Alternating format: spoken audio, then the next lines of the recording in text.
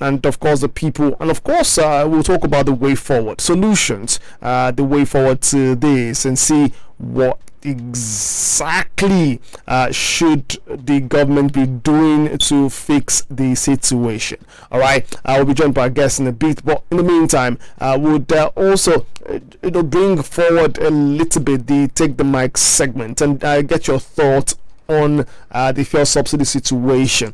Well, would like to know, there was a meeting yesterday. The NLC president and the representatives of the Nigerian Labour Congress were not there at that meeting.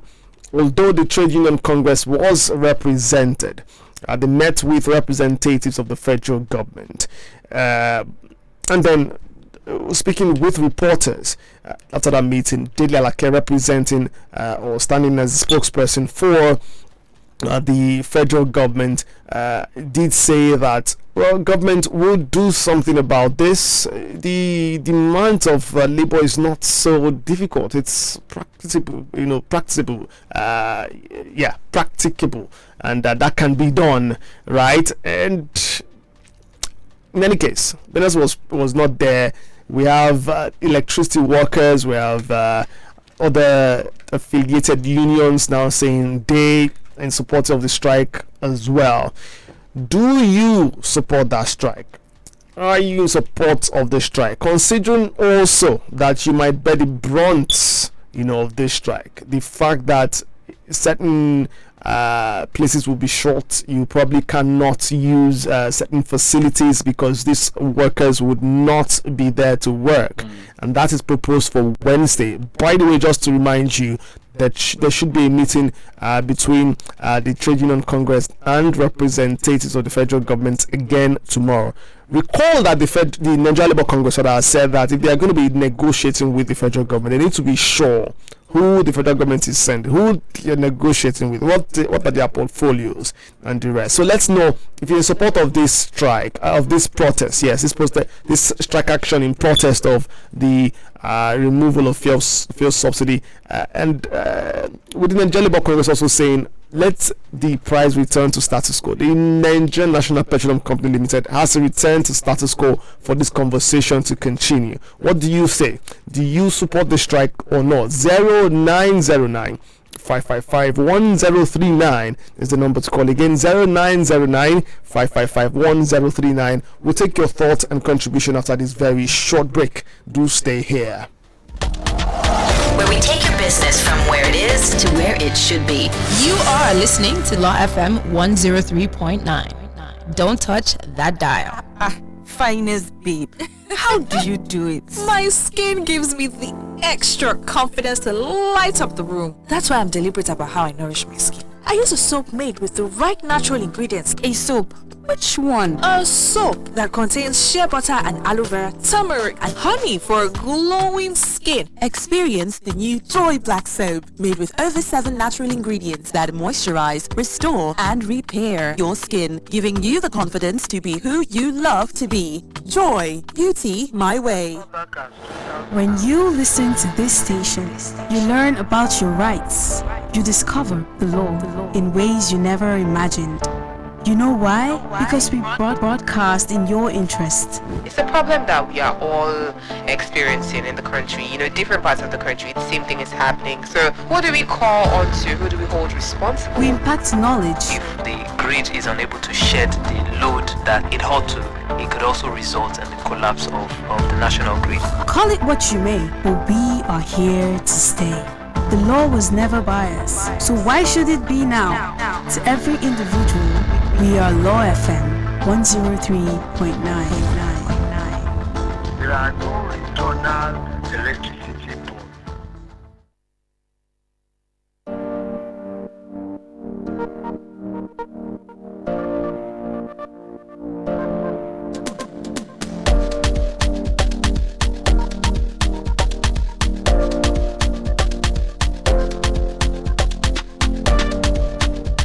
56 minutes past 9 here on the station for knowledge and entertainment, Law FM 103.9. Thanks for staying tuned. time now for the discourse. We did tell you that we're going to push take the mic segment forward. So we'll leave things as it is, like the Nigerian Labour Congress is demanding return to status quo. We'll just leave things and return to status quo as well. We'll take your calls definitely. So you want to stay tuned right there. In a few minutes, we'll come to you and take your thoughts and contribution as regards the fuel subsidy removal and all that is going on around that particular issue. We told you the focus on the discourse this morning is the most controversial topic in the country right now, fuel subsidy removal. It's been exactly 1 week since President Bola Tinubu announced that the subsidy is gone.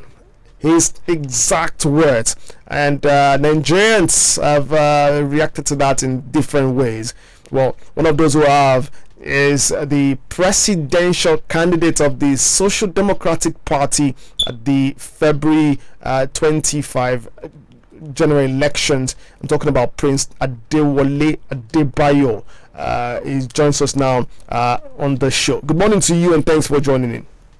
Good morning. Good morning. You're welcome.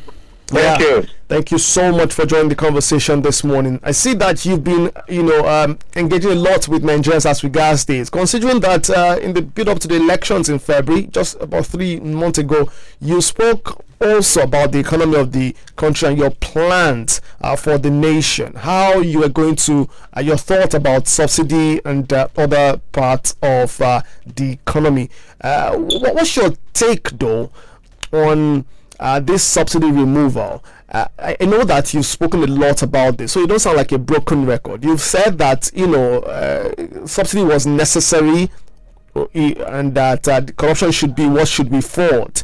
But are you satisfied with the way it is going now, with the declaration of the president and the resultant reaction by Nigerians? I'm not satisfied because you can see the upheaval, but even this immediate shock reaction is not even the major problem. The major problem will come down the line, where you see that inflation will come. So we're not there yet. No, this is just initial shock. It's like somebody who is involved in an accident and he goes into shock. Later you deal with.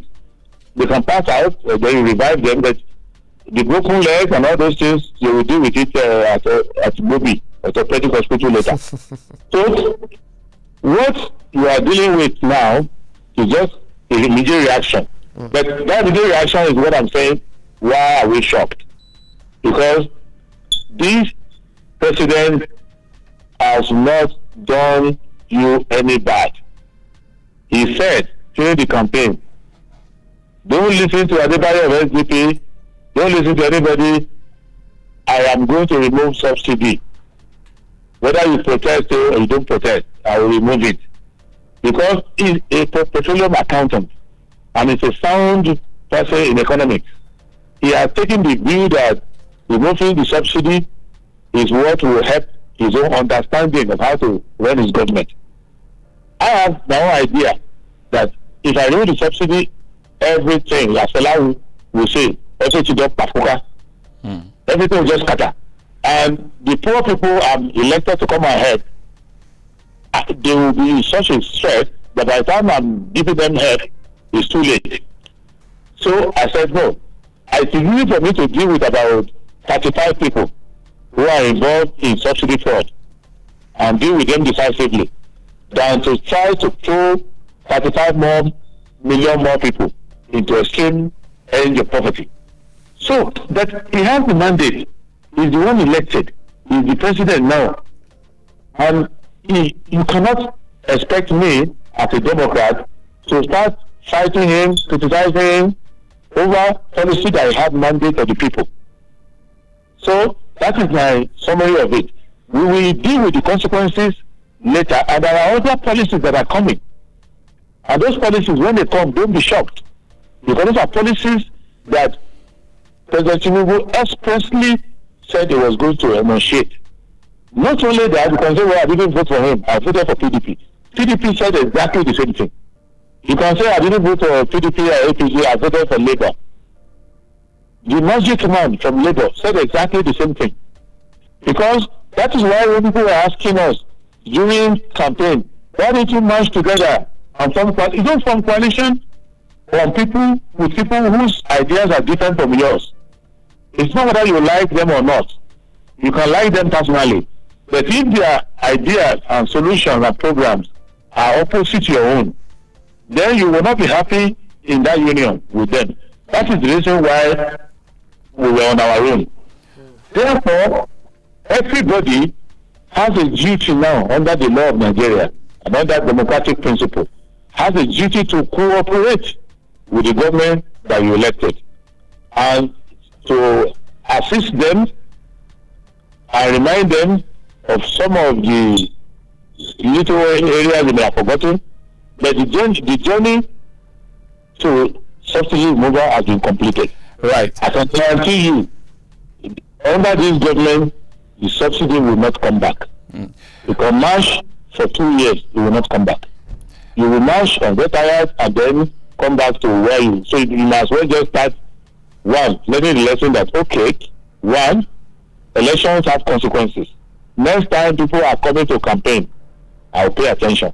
All right. I will see whether my interest is there. All right. Secondly, I will make sure that if my government that I elected puts a policy in place that I don't like after I've tasted it, I will make sure that I wait the next 4 years, but I must cooperate with the government. It cannot cause disorder, it cannot cause unrest, it cannot cause any problem. All right.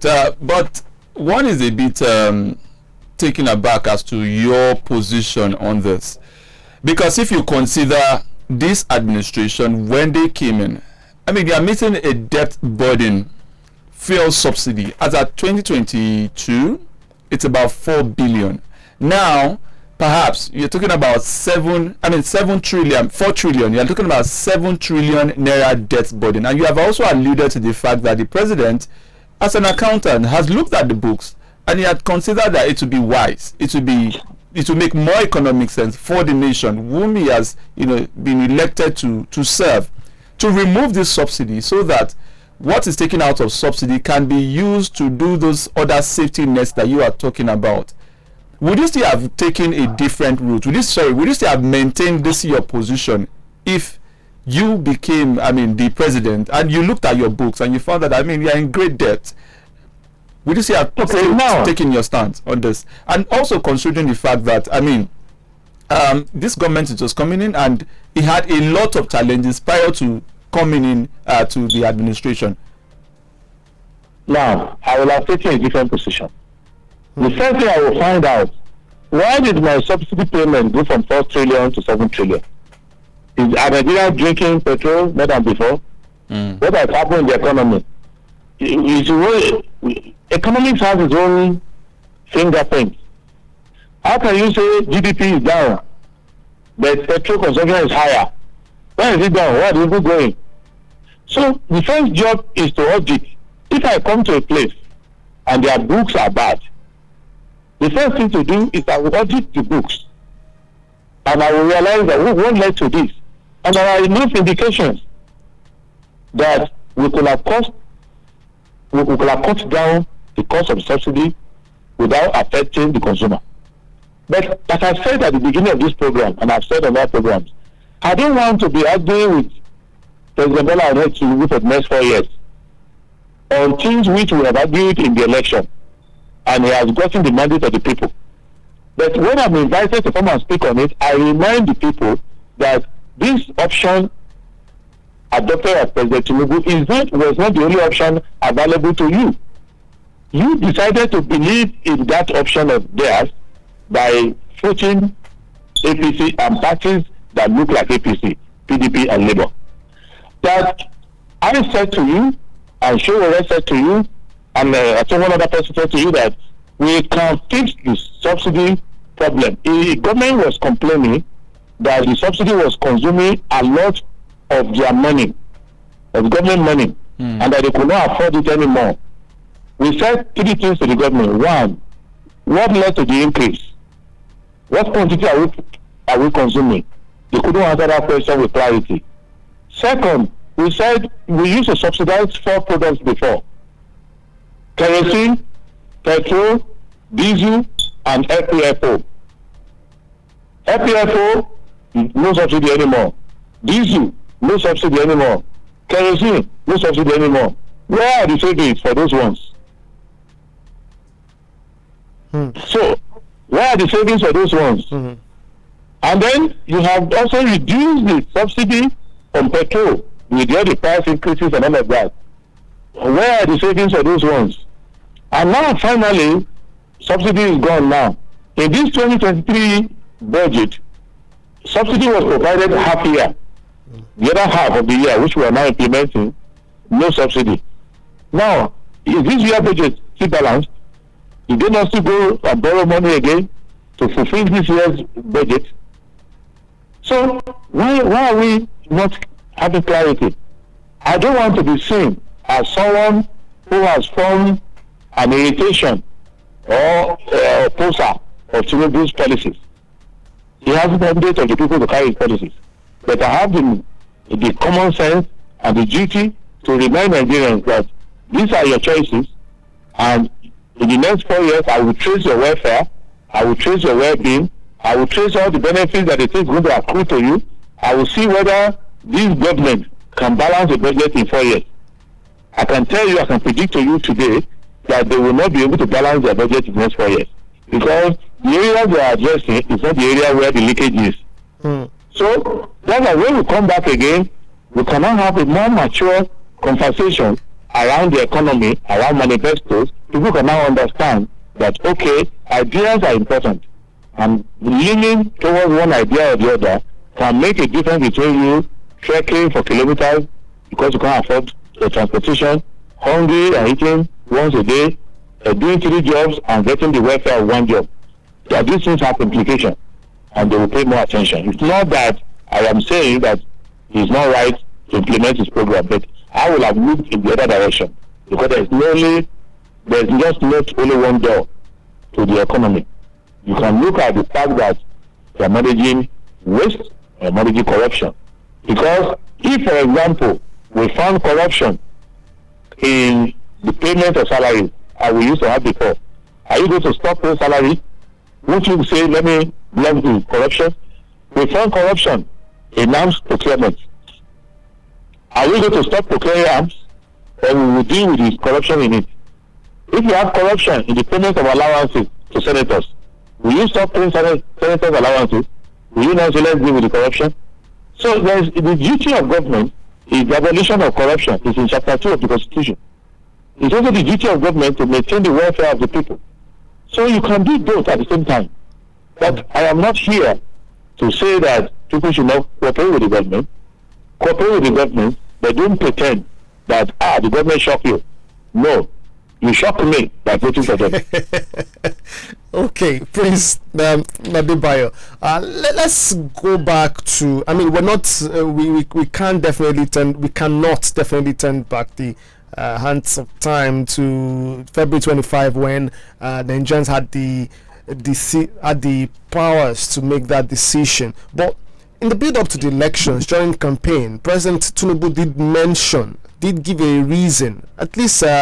Albeit a little justification why this should be so. He did mention, and he gave an example, say for example that as a rich man, he shouldn't be paying, for buying fuel the same amount that someone who is, do you understand, just explaining how subsidy works and what is thought about subsidy, and maybe that is why he's doing what he's doing now. But you said that you would have taken the other route, which is which is really fighting corruption, and that is established. But in a case where corruption, we heard in the previous administration that corruption did fight back at some point.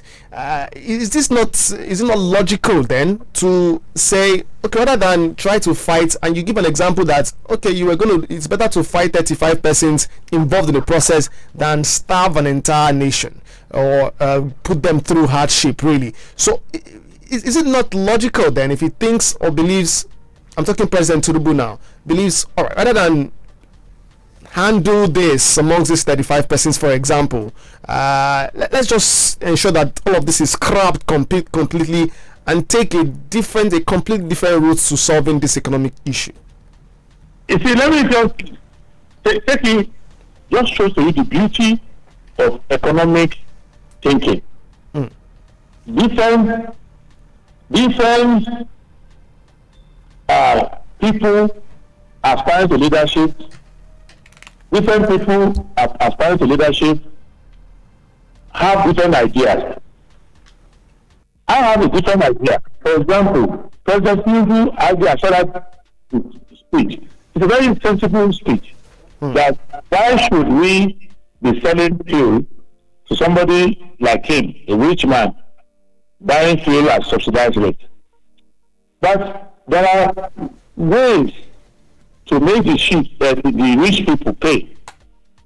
If you want to make the rich people pay, you go to where rich people spend their money, not where rich and poor meet.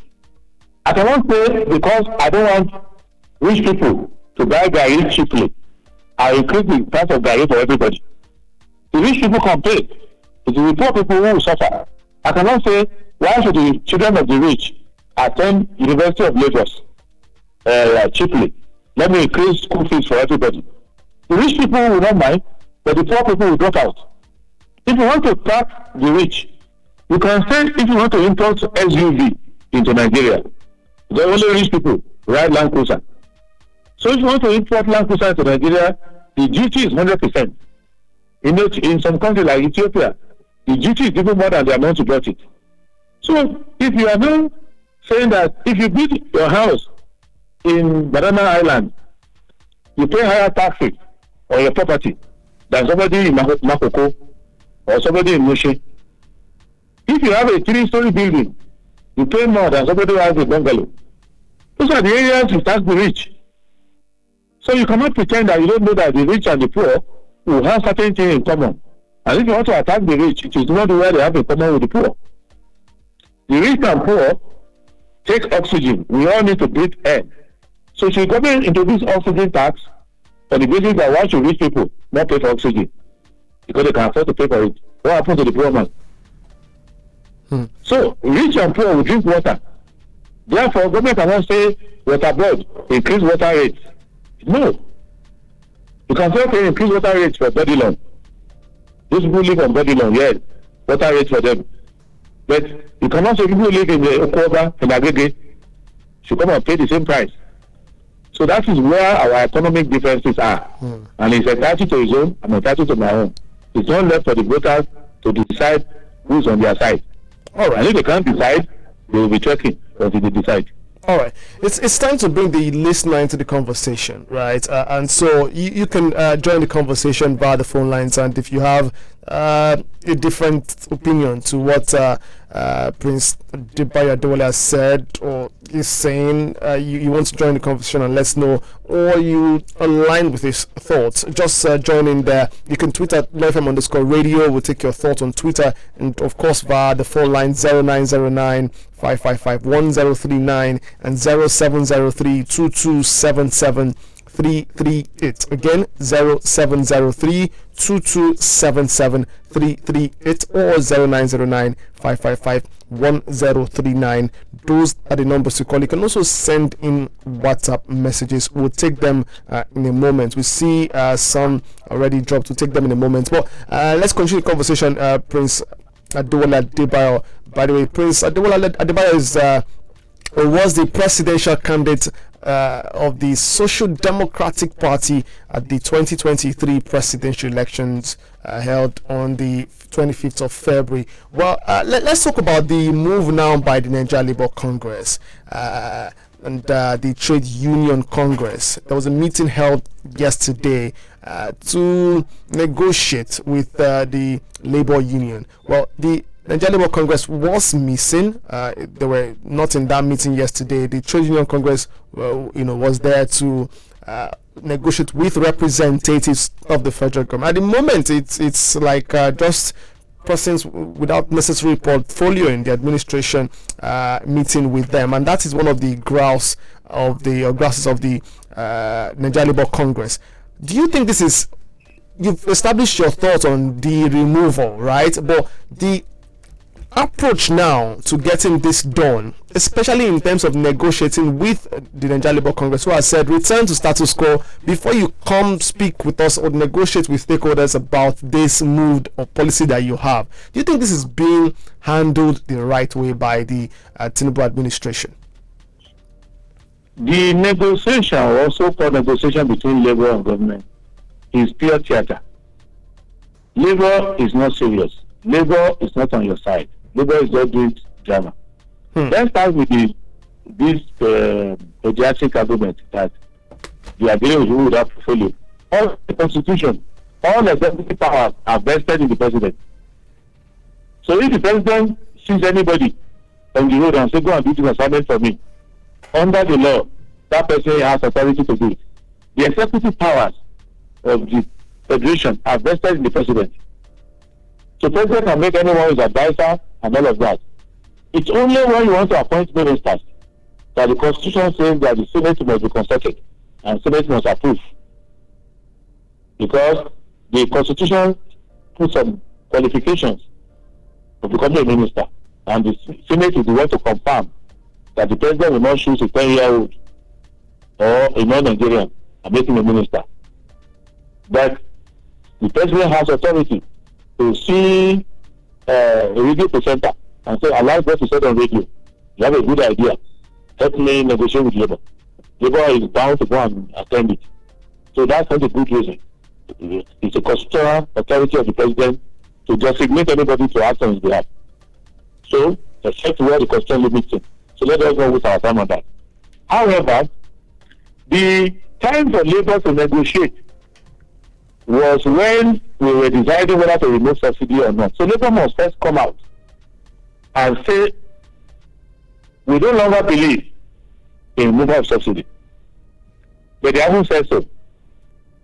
They are only saying that they want to help the government to run its government.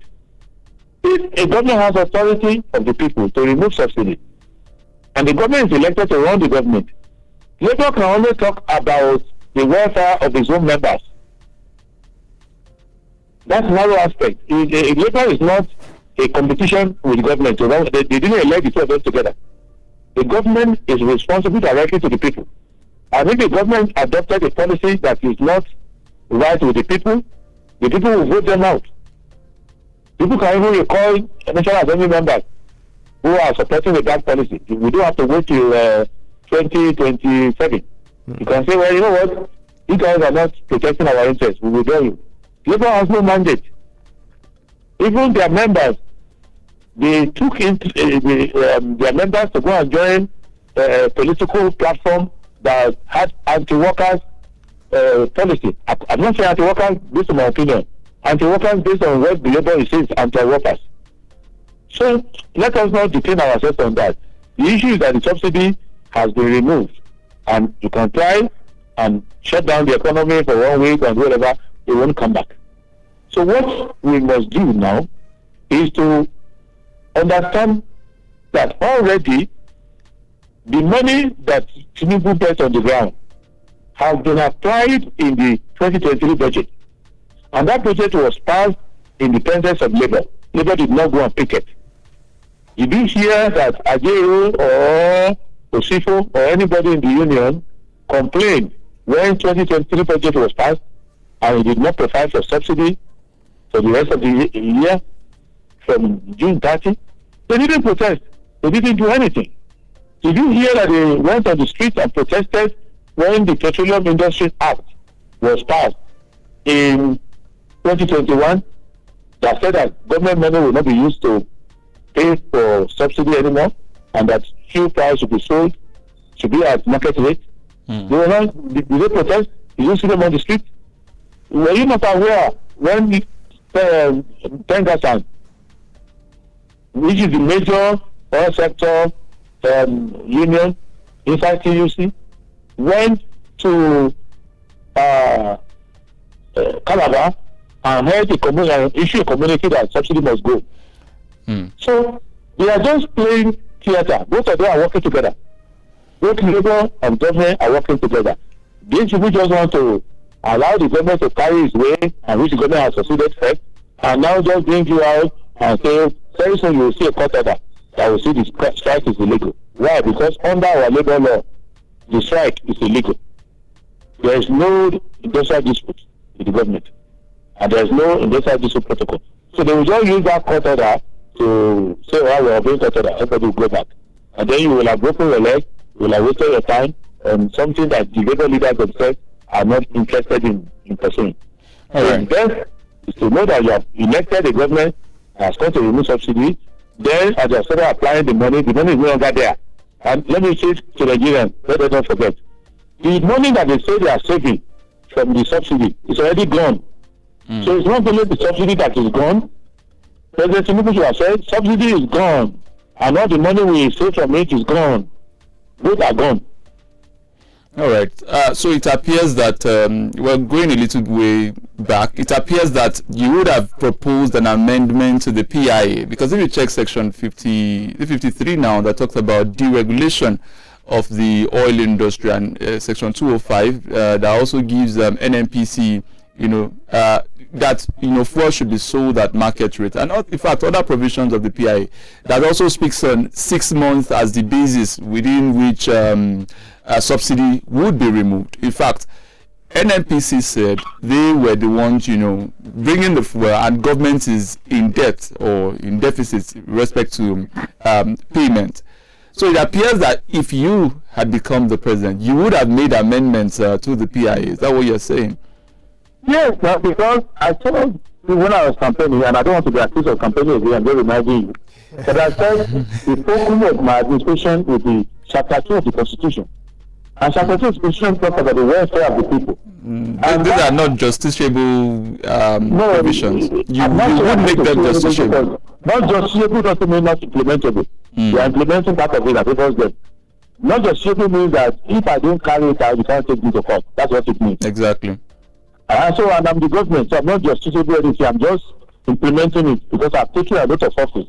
Including Tinubu, he took an oath of office. You listen to him when he said he will implement chapter 2. He took that oath of office.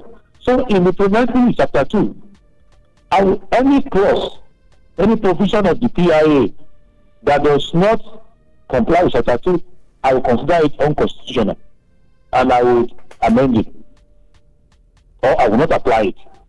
And if you say, why did you apply it? I will say it's unconstitutional. And it is within the right of the president. If he receives a bill that is unconstitutional, he will not implement it. Because I realize that I owe the people welfare. There are people who have argued that the subsidy payment is not addressing the welfare of the people. I'm not ignorant of that argument. That it is not affecting the welfare of the people. That majority of the provision is taken by people who don't represent the people, who don't need the money. That is, if you spend 4 trillion on subsidy, that 3 trillion of it goes to people who don't need it, who are just rich and they are few. Then my duty is to save that portion that goes to the rich people and those who don't deserve it. It is not to deny those who deserve it the small portion that is going to them. So it's like taking 10 loaves of bread to a house, and you are told that the children in that house are only given 3 loaves. The other 7 is stolen and sold by the people managing the house. You won't stop selling bread there so that the children will starve. You will only go and make sure that you give the bread directly to the children, and the one that they are round tripping and selling is no longer supplied to them. So you cannot punish the people for the transgression of the elite and of the people who are at the top there. Absolutely. So that's the point I'm making. And there's a way to do it, and they say, it's difficult to do. You are sworn to the Constitution, and the Constitution says you must abolish poverty, and you must abolish corruption. So you cannot say, in order to abolish corruption, I will increase poverty. No, you must abolish corruption, it's your duty, and you must abolish poverty at the same time. All right. Now we know that you, as a philanthropist, you at least 2,000 people you've been assisting even before now. Just give us a little bit of how does this affect you personally, this fuel subsidy removal, especially with respect to those you have been perhaps helping in one way or the other in your philanthropic business. And also, we also know that, well, you are licensed to practice both in the US, Canada, and perhaps other jurisdiction. Can you give us a little bit of how do issues like this, how should they have been properly or better resolved or managed? Okay, let me say something. If they are selling fuel for 3,000 naira per liter, it won't affect me as much as it affects anybody. So it's not about me. Whatever price you sell fuel, I'm okay. Yes, those who you are assisted, those who are your beneficiaries. Now, the common people are the people that we have to immediately now get off dependency on petrol. Which is, so these people now, if you have a kid in school, as it's happening already, people are on our scholarship are telling us that transport money to go to work, to go to school from their quarters has increased. Even those who are on campus using motorcycles to go to classes. So the money you are giving to them as allowance is not enough anymore. They are saying that there is some increase in food and other things, and they need more money. So, and I believe that very soon, even schools will have to increase their fees, because they will say, we are spending more money on diesel and all these things to run the laboratory, to do all of that, and we have to increase the salary of our teachers and all of that. I was speaking to a university administrator last night, and he said that a professor of medicine in the university doesn't take less than 1 million naira per month as salary in the College of Medicine. Now, with this fuel price and all of those other living conditions, those professors will not be waiting to collect 1 million again. And that's a private university. So they will have to increase their salary. And he said that they are going to increase the school fees of their medical students. So it goes like that. So it's a no-brainer. That's the implication. That's why we were talking during the campaign. So it is possible that President Tinubu would have some benefits out of it if he combines with other programs, but I can guarantee you the number of people who are poor will increase rather than reduce. Now, as it's done in other countries, in some countries like Canada, the US, the United States, in many parts of their country, the government is not involved in petrol distribution. But in the US, petrol distribution is under the Department of Agriculture. I want Nigeria to make this. Petrol distribution in the US is under the Department of Agriculture. Anything that has to do with gas price and all of that is under the Ministry of Department of Agriculture. Why? Because they are more interested in the rural aspect, how it affects bringing food products to the market, and the implication of gas prices, as I call it, petrol prices, on food prices. Because America, in USA at least, many states there, they are concerned about two things. They are concerned about price of petrol as it affects price of food. That's combined. Secondly, they are seriously concerned about employment rate. Any employment rate that's above 5%, 6%, 7%, they are in panic. They want to address it. So in Nigeria, we always for subsidy. They're not addressing food prices, they're not addressing employment. And those things have to be attended to if you don't want people to be poor. You can be poor and stubbornly support the government that makes you poorer. It's your choice. You can say, no, we must, this things should stop talking about it. We have elected our leader. Leave them alone. No problem. But you have a duty. You have a duty to ensure that poverty does not multiply. I'm not saying that President Tinubu intentionally wants to make people poor. He has the idea, if we read his renewed hope, he has a back backyard way of trying to help the poor. Roundabout way of trying to help the poor. What do you mean backyard way?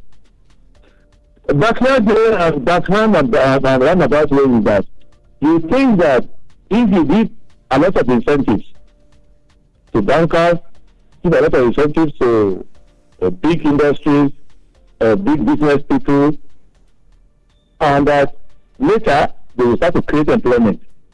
Then more people will get employed and things like that. So, for example, the same Nigerian government that wants to withdraw its money from product price guarantees for the poor are also investing heavily in the private person's refinery. I'm not saying that the Nigerian citizen who has a refinery should not get government support, but we have to acknowledge that government support. That the government support, right from acquiring the land, government help them to acquire the land, government help them with tax rebates, government help them with facilities, government also injected common people's money in that refinery. But that refinery now will have to sell at commercial price, even though people's money is inside it.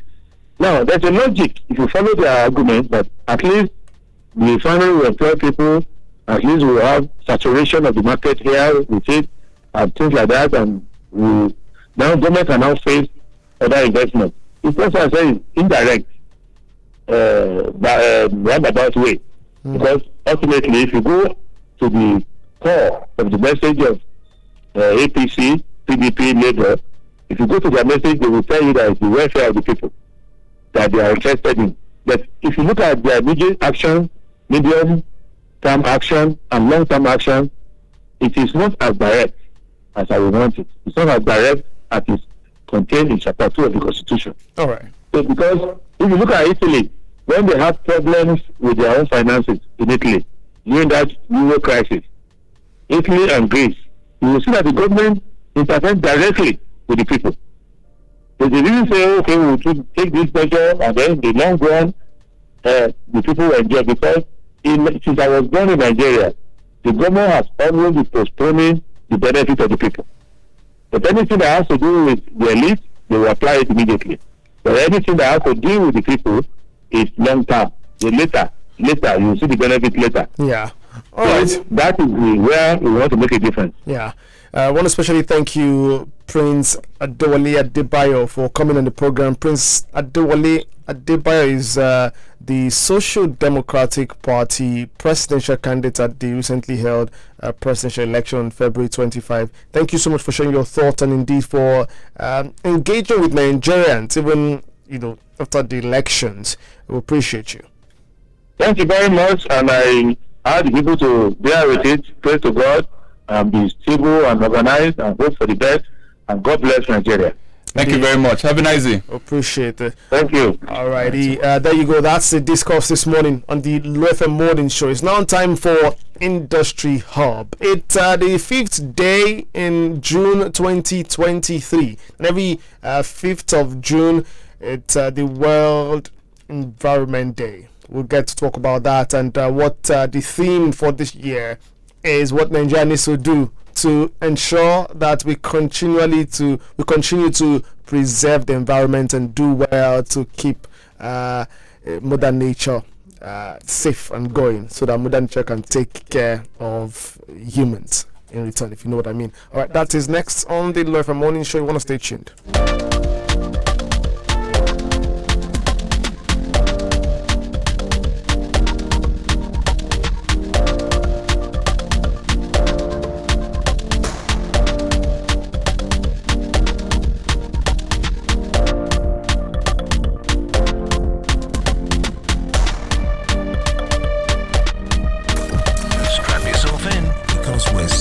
Switched on and ready to go on LoFM 103.9.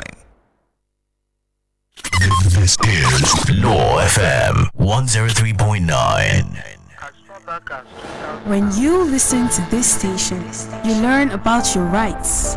You discover the law in ways you never imagined. You know why? Because we broadcast in your interest. It's a problem that we are all experiencing in the country. Different parts of the country, the same thing is happening. So who do we call on to? Who do we hold responsible? We impact knowledge. If the grid is unable to shed the load that it ought to, it could also result in the collapse of the national grid. Call it what you may, but we are here to stay. The law was never biased, so why should it be now? To every individual, we are Law FM 103.9. There are no internal electricity boards.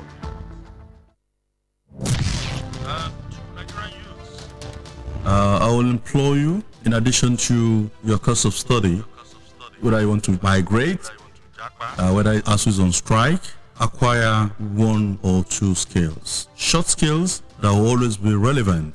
Please, you never can know where you will need such skill. I am Engineer Oladapo Gaspar, and you're listening to Law FM 103.9.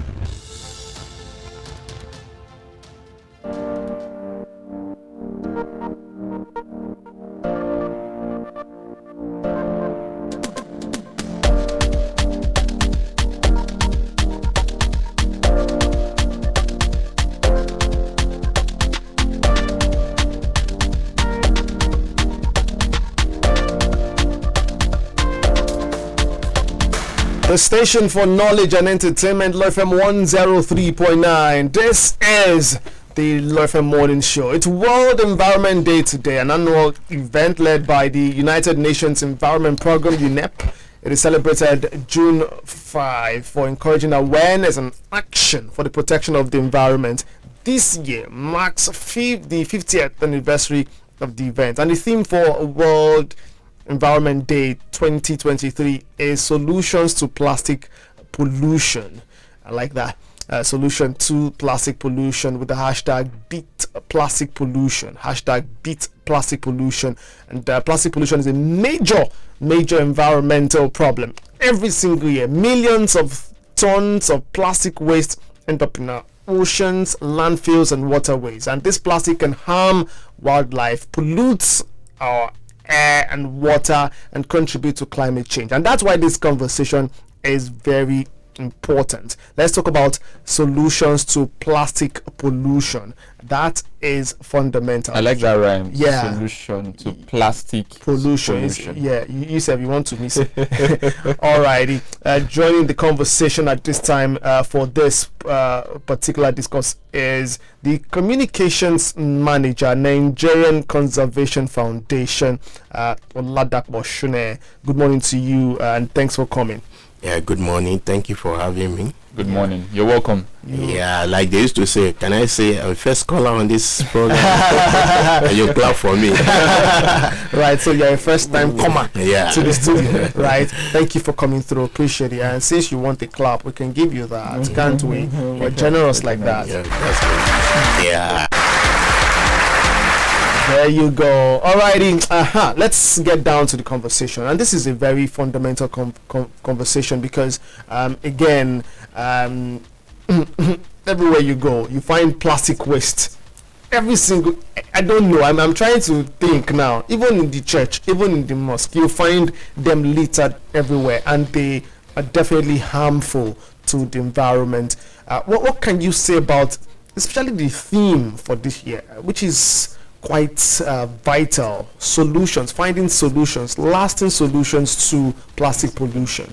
Okay, there was a year, I think 2018 or 2019, that we considered beat plastic pollution.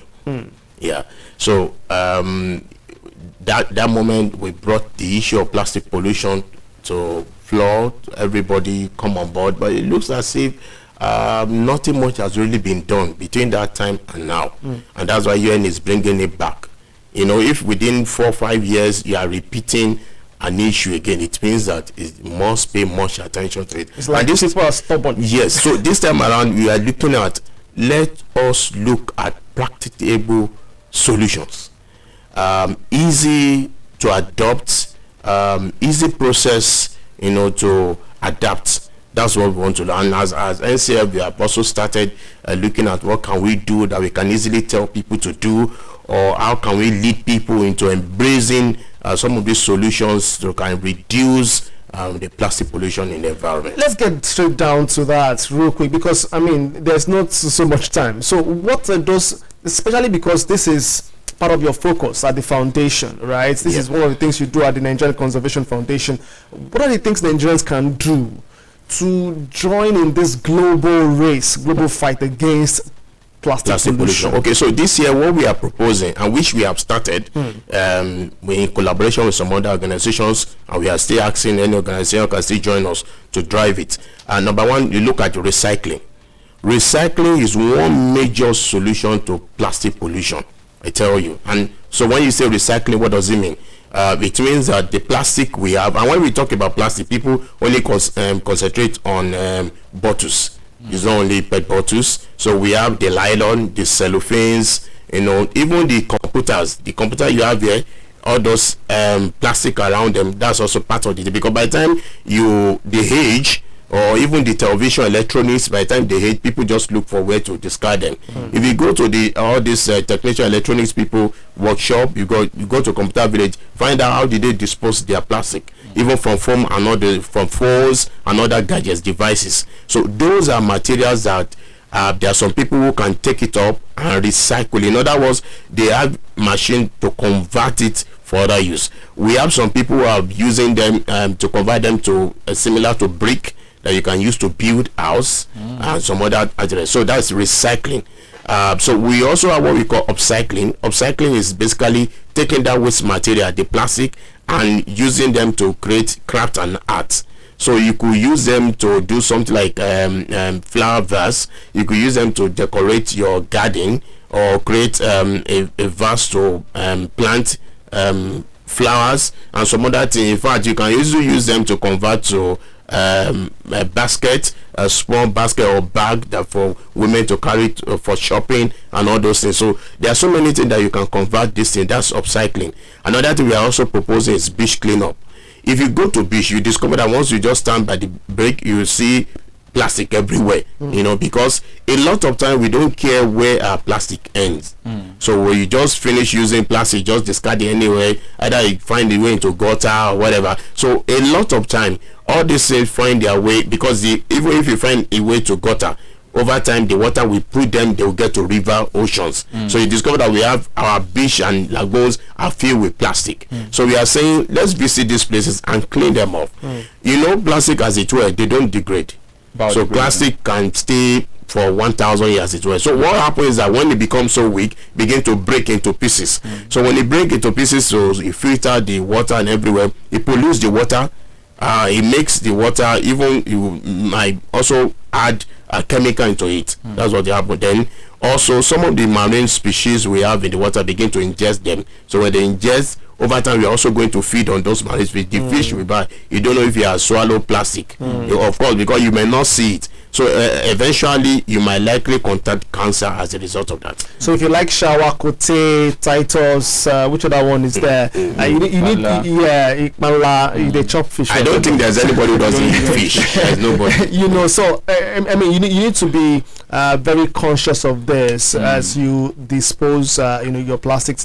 According to the Lagos State Waste Management Authority, right, Lagos alone generates 9,000 metric tons of waste daily. Yes, it is 6% of the waste generated consists of plastic bottles, and bags, and that is fundamental. Again, I am always very annoyed when you're driving past, you're probably on the expressway, and someone has just taken a pet, bottle drink, and it's just wind down, just straight throw things on the expressway. Yes, and that is, I don't know. That's but Soneye has mentioned a few things that the foundation is doing in collaboration with other foundations to tackle and find lasting solutions to plastic pollution in the country. So aren't you also looking at issues relating to paper bags? How are you collaborating with government in this regard? Because sometimes most of these things are not NGO driven alone. There's also need for collaboration or partnership with the government, especially with respect to punitive measures.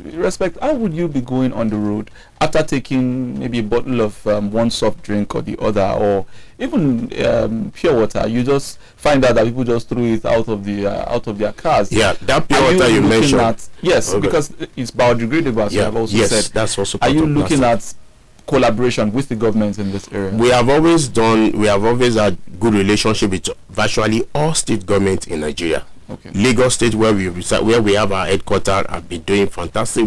We've done a lot of collaboration with Lagos State government. So now let me say this. You remember there was a governor in this state, I should mention Fashola, yes, who promoted the issue of environmental protection.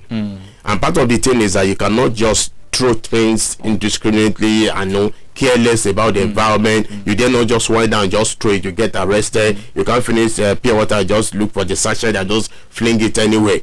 People were it brought back the consciousness of clean environment into us, and people embrace it, and that was exactly what we are doing. And that empowered the CAI to arrest when you decide to dirty the environment or litter the environment, and the lawman too, they were very hardworking, cleaning up the whole place and all the rest. Now, so where I'm going now is this: what do we have now?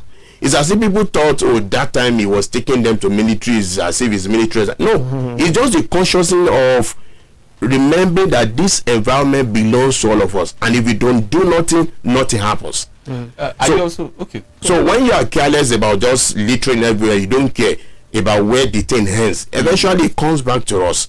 Our environment is dirty, the drainage is blocked because of plastic, the rivers are filled with plastic and all the rest. So government still has that law in place. It is similar to hawking on streets. The law is still there, don't hawk. But the implementation and the monitoring for the current government is not there. They just need to go back to it. That's also one of the way where we come into collaborate, because some of these are also part of the proposals that the NCF normally do. We are on board of so many environmental agencies in Nigeria, even to the federal level. So we do a lot of proposal. Let's do this, let's do it. So there are a lot of programs that we do. Even in October, we usually have a program we call Work for Nature in collaboration with Lagos State government, where we create awareness about the environment. We also talk about plastic. Sometimes when we go on this walk, what we do also is that we begin to clean some of the pathway. We clean some of the pathway, for people to see that, you can't just continue to live in dirty environment. It's a message, So that's also one of the ways that we have been doing collaboration. All right. We're speaking with the communications manager, Nigerian Conservation Foundation, Oladapo Soneye. It's the World Environment Day today. You need to definitely take a stand in finding solutions to plastic pollution in the country and indeed around the world, and you need to take that conscious step to do that, because again, you might you've heard people say when they throw these things, pure nylon, even normal bags and plastic PET bottles, you hear things like, what is then the job of the cleaners? And I'm like, it is beyond them cleaning. Before they get there, a lot happens. The wind could blow that away, get to locations where, and it's just something that we need to, really be conscious about and take decisions on individually. And you've mentioned the government side of things. Alrighty, Dayo, well, there's a lot that we need to talk about. Time won't permit us to do so, but as we close and wrap the conversation, what steps, you've mentioned a few that the foundation is doing, to tackle this issue of plastic pollution, which is a menace really. What other steps is the foundation taking, to fix this and maybe drive even more advocacy in terms of the consciousness amongst the Nigerians? Okay, so that's why we appreciate this platform. Every time we have opportunity to go on here to talk about environment, we are very passionate about it, because we know that people listen to radios and watch TV and others. And that is the easiest medium to communicate with the populace, with the people. So our message currently to them is that environmental problem is everybody's problem. Absolutely. Don't let us think it's only for government or the NGOs that are making noise about it, or even the people behind the microphone like KSB, all of you that are talking about it, say, well, maybe you are just speaking grammar. Either speaking grammar or speaking vernacular, whatever. is a major challenge that we need to rise to. If we don't rise to it, it means that it's just like when you look at your drainage is blocked and you're not bothered. Over time, erosion will sack you. And it's happening even in Lekki. Erosion is sacking people from their houses when we have heavy rainfall. So that's why we need to rise up and tackle this issue of plastic pollution. Reduce the amount of plastic you generate. And then you should find a way of recycling or upcycling these materials. It will reduce that pollution in the environment. And some people have also talked about when we talk about sustainable development as well, development for now and future generation.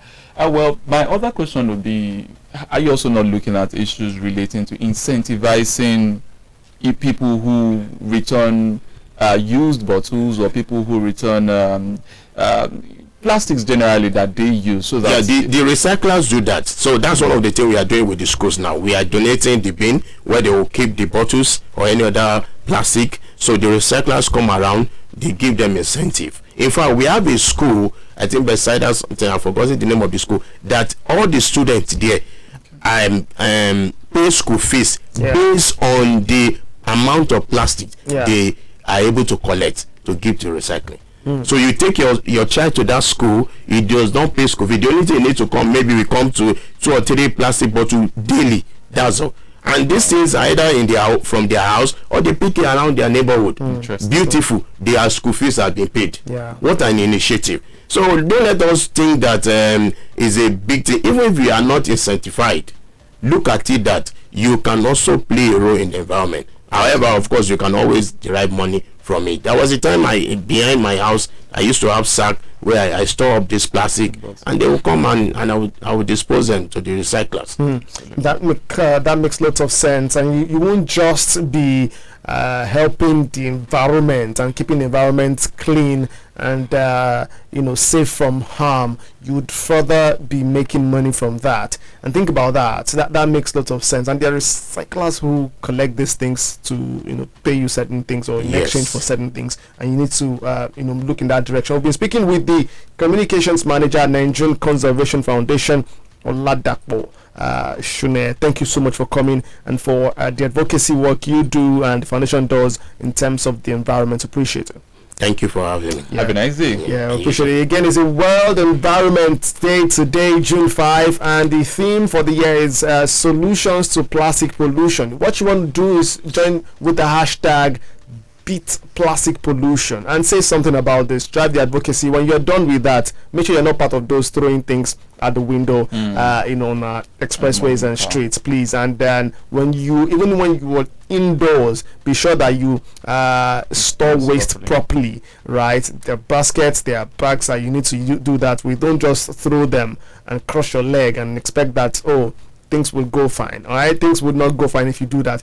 Well, that's where we draw the curtains on the show today. It's been an amazing ride this Monday. What a way to begin the week. And we'll be back tomorrow at 9 o'clock on the Life and Morning Show. But hey, you know what to do. The conversation begins from 6 o'clock, so you don't want to miss any part of that.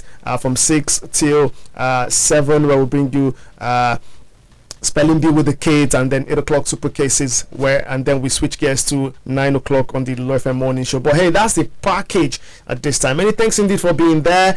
Do follow at Law FM _NG on Twitter, Law FM, I beg your pardon, Law FM _radio on Twitter, Law FM radio on Instagram, and via the website www.lawfmng.com.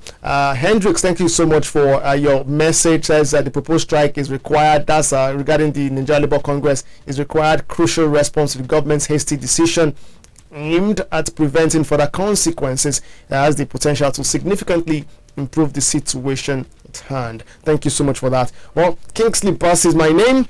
Uzoma Felix is my name. We'll catch you again tomorrow. Do stay safe and bye for now.